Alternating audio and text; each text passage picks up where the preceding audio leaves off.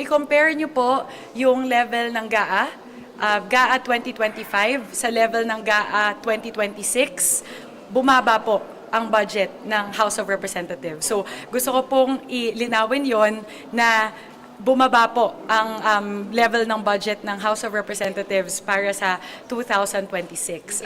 Pangalawa, yung sinasabi po, ulit, ayoko po magbanggit kung sino po, isa sa aming mga kasamahan na pasikreto daw po itong pinasok, I invite him to again review the deliberations.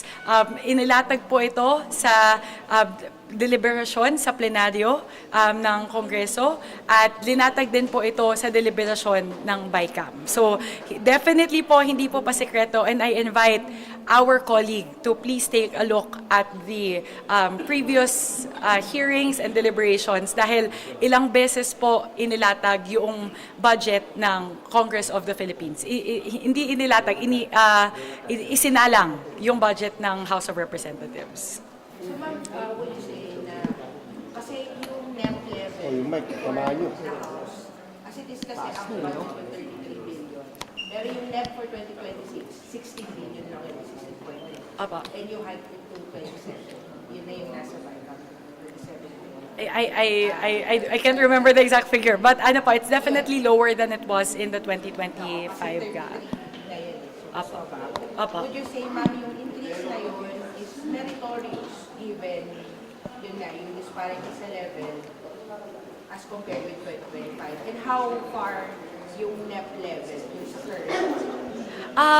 Basta po, dumaan po yun sa masusing deliberation. May justification po doon.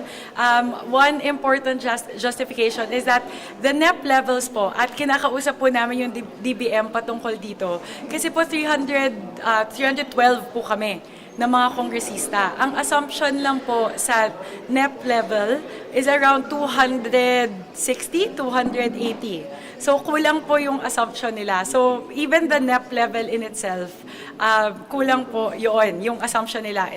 For example po sa PS and etc. So yun po, kailangan namin kausapin yung DBM patungkol doon na hopefully come the 2027 NEP, sana po maayos na sa NEP pa lang para hindi na po kailangan i-adjust para po ma-cover lahat. Thank you, ma'am.